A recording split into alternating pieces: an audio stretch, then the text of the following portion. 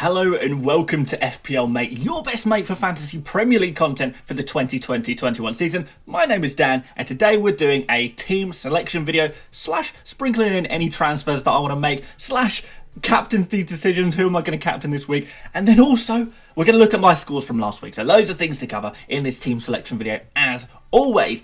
So if you do like this video, please do give a big thumbs up, and yeah, hopefully you will enjoy what you see today. But before we get into the video, just a quick word from our sponsors. Our sponsors for today are of course OneFootball. As some of you will know, OneFootball does sponsor this series, and it is a great app slash website. I like the app most of all, but it's for all things football. Now, I personally use the mobile app for lineups, checking the lineups, checking the stats, seeing what Premier League games are on at what time, and even world football as well, if I sometimes want to check out some international football and stuff like that. Really good to check out all the statistics of the games. It's also a really good resource for football news and transfer gossip as well, if you're into that kind of thing. So if you like to stay up to date with your football, check out the link at the top of my description, completely free. OneFootball, there you go. So guys, let's first of all have a look at my Game Week 12 scores, and I'm smiling right now, but believe me, I'm smiling through the pain because it really has been kind of a frustrating one. But if you do enjoy what you're seeing today, guys, and you have not subscribed already, please do consider subscribing. Let this animated pitch hypnotize you into subscribing to my content if you're into this kind of thing. But oh my word, what a frustrating week! What a real frustrating week. It's just a real strange week in football, to be fair. Real strange results. Chelsea losing to Everton, Liverpool only drawing 1-1, Spurs as well against Crystal Palace. It's been a very, very dodgy week, and it can't always go your way in terms of having a game week where you can predict what's going to happen. Sometimes things are going to be a bit crazy in parts, and as such, when you're really trying to work out the best odds that you can get when making your team selections, making your transfers, when you're looking at the best odds and things go the opposite way to normal, you're not going to get points, unfortunately. But we'll power through. If you keep playing those odds and making the best decisions based on statistics, eventually you should average out as above average, right? But we'll see what goes on. But you can see here that my formation is a 4-4-2. Now, obviously, 4-4-2 is not a preferred formation of mine, and it's kind of happened a bit. It was forced upon me. As a few of you might have been in the similar situation as me, whereas unfortunately, Diogo Jota is injured, isn't he? A couple of months it's rumoured to be. It could be a long while until he's back in action. It's going to be several weeks at least, which is really not good. And I was kind of thinking, as I was looking at my team, I'm sure I've had quite a lot of injuries recently to players that I've just brought into my team. Maybe I don't want to feel sorry for myself or anything like that. I try and always be positive and try and work on making the best decisions as I possibly can. But I thought, have I perhaps been a bit unlucky? So I went back through my previous game weeks, and if you're following this series, you probably might have noticed this as well. But originally, I had James Rodriguez in my team. Now this is going back about 6 game weeks, right? I had James Rodriguez in my team, and he unfortunately got injured, so I transferred him out and I brought in Zaha. A week and a half later, Zaha came down with COVID, so I transferred Zaha out and I brought in Ziyech. Well, we know what happened with Ziyech. He played 1 game week, maybe 2 game weeks, I can't exactly remember. And then he got injured for several weeks. So I took him out, I brought in Jota, and now he's injured. So it's just been this long line of every player I bring in gets injured within, a 1 or 2 game weeks. On top of that, I don't know if you guys remember, but I brought in Digne. I was really happy. Digne came into my team, he got 8 points. I was really happy with that. And then after that, he got injured during the week, so we couldn't play him the following week. And it's just like, okay, every player I seem to bring into my team gets injured. And it's really kind of holding me back in terms of getting my team to the place I want it to be. For example, there's players like Morpay, who I've been wanting to move on for a long time. There's other transfers I want to make to try and give my best options for captaincy. I've wanted Bruno Fernandes for a while, for example. But the problem is, if I'm getting an injury every single week, and I think there's only been 1 week where I haven't had an injury to a recently bought player over the past 6 game weeks. There's been 1 week where I've been let off in that regard. Every time I get an injury, I've got to transfer the injured player out. So if I want to make a transfer I actually want to make, I have to take a -4, and I can't take a -4 every week. I've already taken a couple of -4s in the last month to get really important players in, like Salah and De Bruyne. I really wanted to bring those players in, so I just thought, okay, let's just take the hit. But this is really holding me back. It's really holding me back. And it's eventually, I guess, accumulated into me getting a couple of horrible red arrows. Now, This week, it was a combination of, Jota getting injured, some weird results in the football, and, me not being able to make some transfers that I perhaps would like to make. Like more pay, for example, perhaps. And it's kind of been a little bit difficult to pull through. But you know what? I'm still not in a terrible position, and I'm trying to remain really positive. I know I'm not talking about the team and my scores right now. I could talk to no end about how Salah should have got more goals in that game. How has he not scored more against Fulham? I could talk about that, but I really wanted to talk more generally about my team and my strategy, whilst you could just look at the scores if you like. Martinez, 11 points, by the way. What a legend.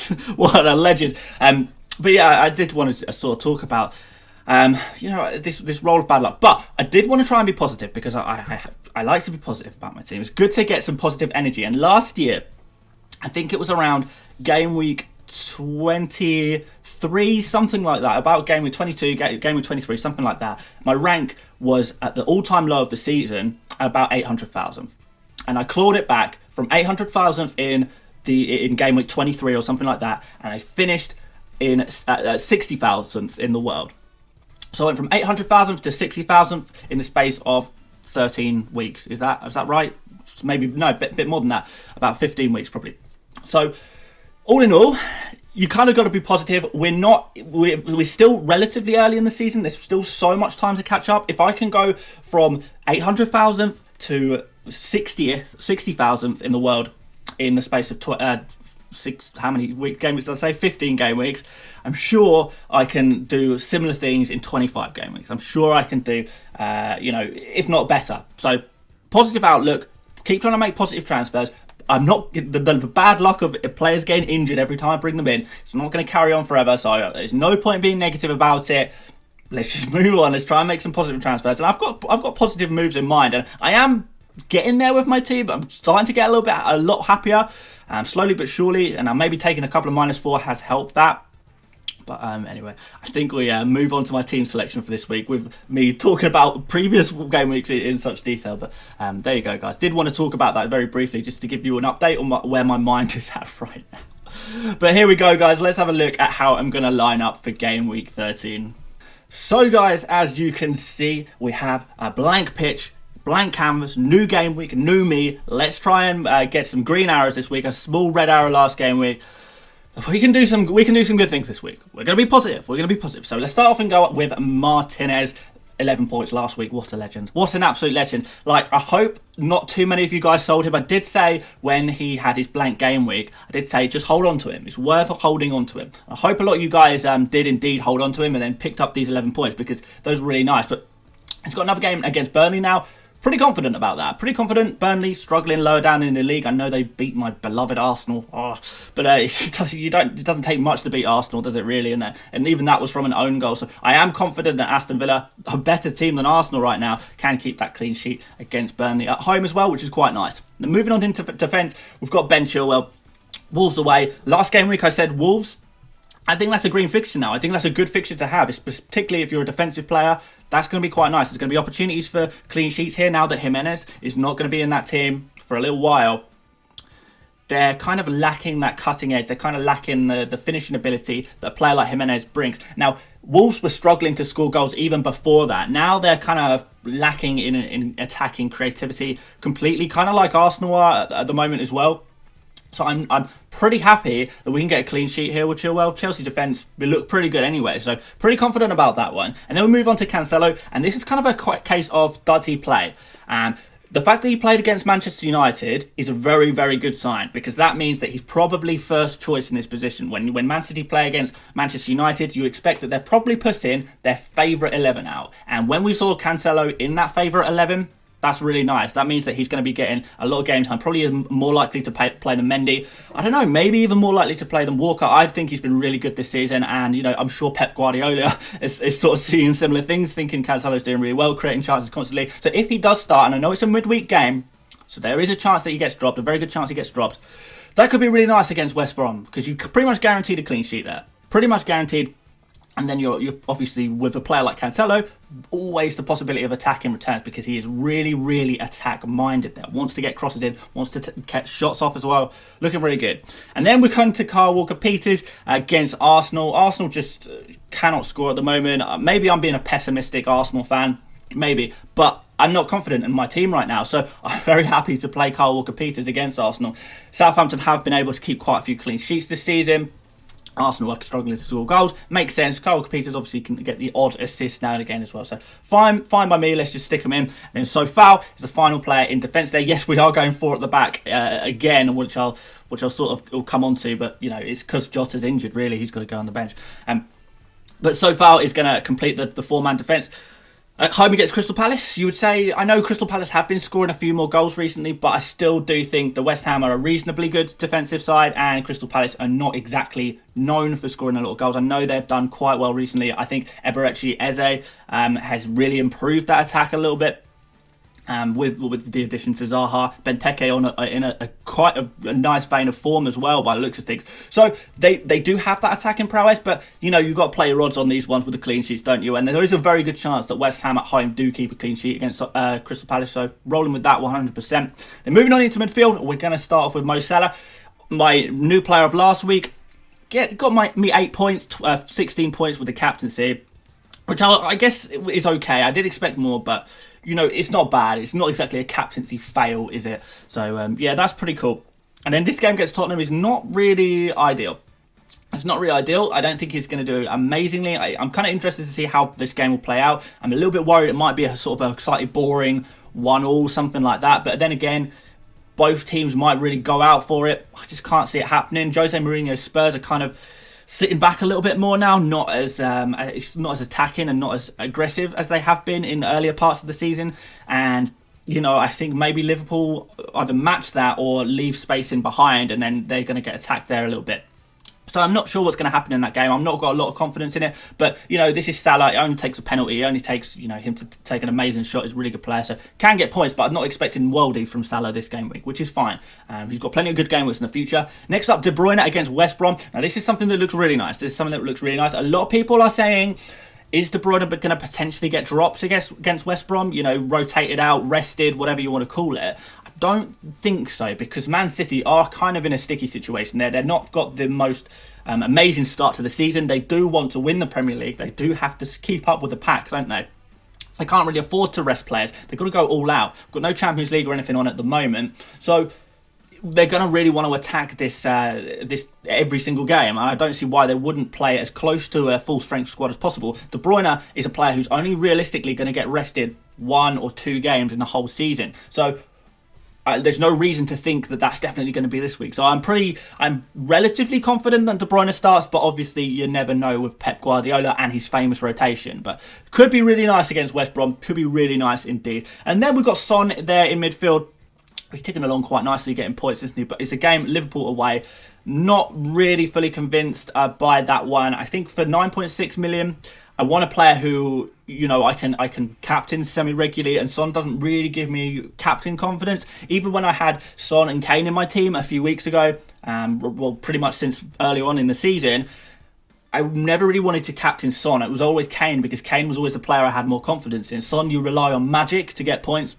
You know, even his assist last game week against Crystal Palace, it was just like he touched the ball to Harry Kane, and Harry Kane produces magic. And the game before that, Son kind of hardly takes a shot all game, takes one shot against Arsenal, and it's the most worldy goal. So, you know, depending a lot on luck and magic, yes, it does happen, but it's not something that will happen with confidence. So there is a bit of that going on there in my mind, which, you know, I've spoken about a little bit in the past. And then Jack Grealish against Burnley at home. I think Jack Grealish is a magnificent player. I spoke about in the video yesterday how, literally, statistically, he's the 3rd most creative player in the entire league after De Bruyne and Bruno. I'm not sure who's first out of Bruno and De Bruyne. They're about even, though. But then it goes Grealish after that as the 3rd most creative player. And Grealish has also taken plenty of shots, which is really nice, in the box, on target. We like it a lot. So he's going to prove to be a really good value for 7.8 million, and he's going to get points, particularly against relegation strugglers like Burnley at home. It looks pretty good on paper. Then we've got Dominic Calvert-Lewin up front against Leicester away. Leicester, you just don't know what you're going to get. They played some brilliant football in that first half against Brighton and were able to just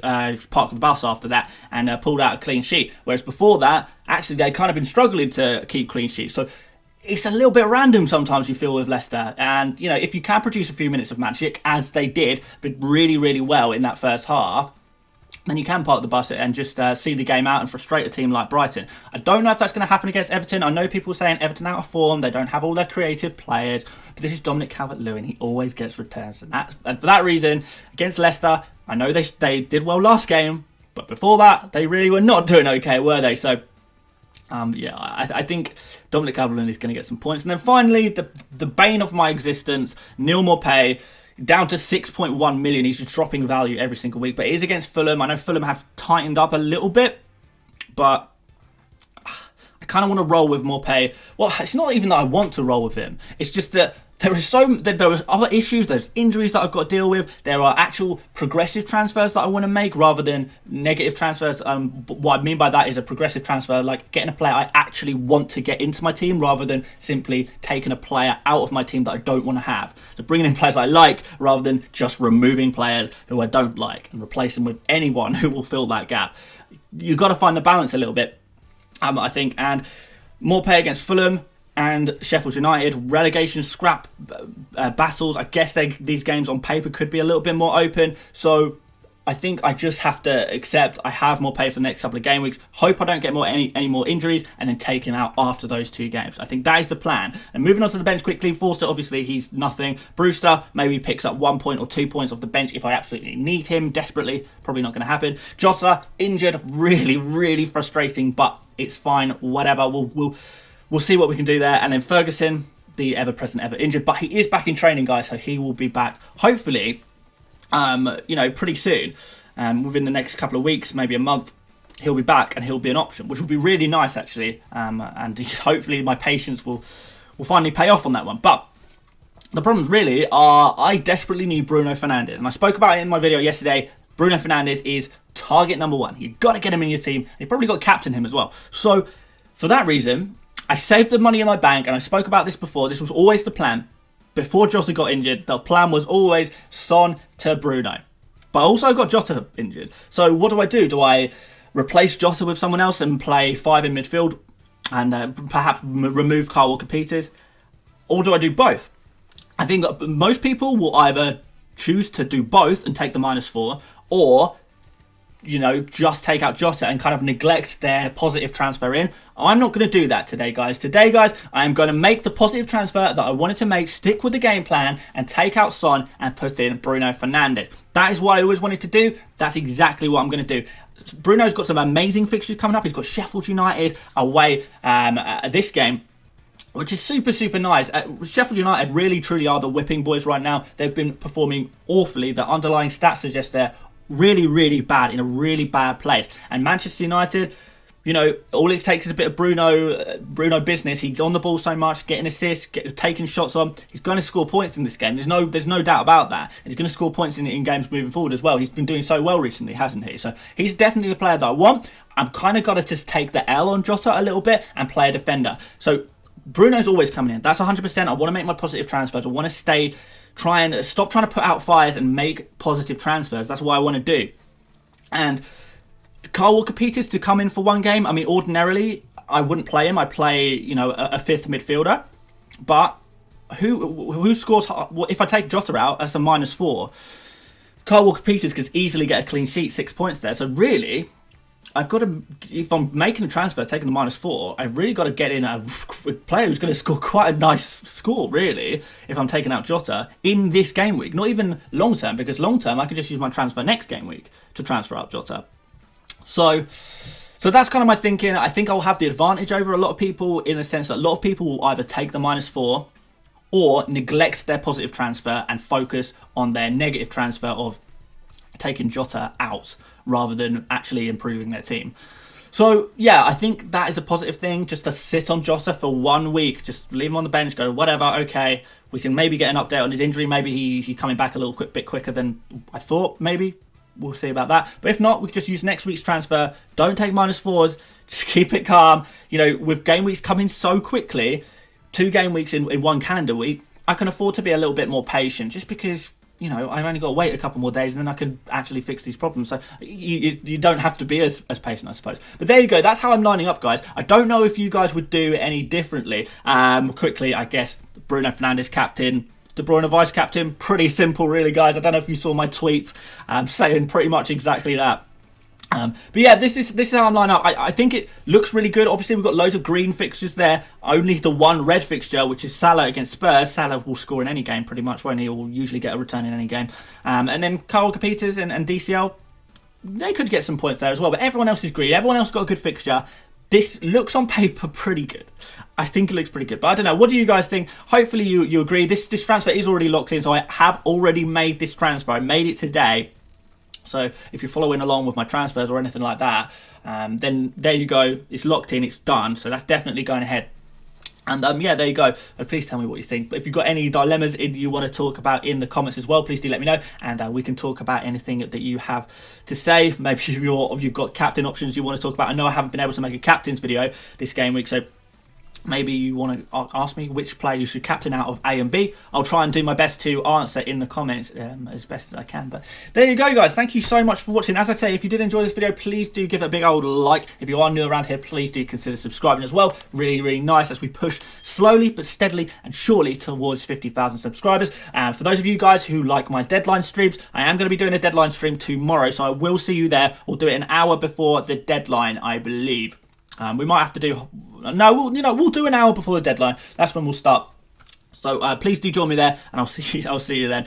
But aside from that, thank you so much for watching, guys. OneFootball in the description, Twitter, Instagram, join my mini league, support me on Patreon, all of that in the description. But there you go, guys. So with that all said and done, I'll see you later, mates. Bye bye.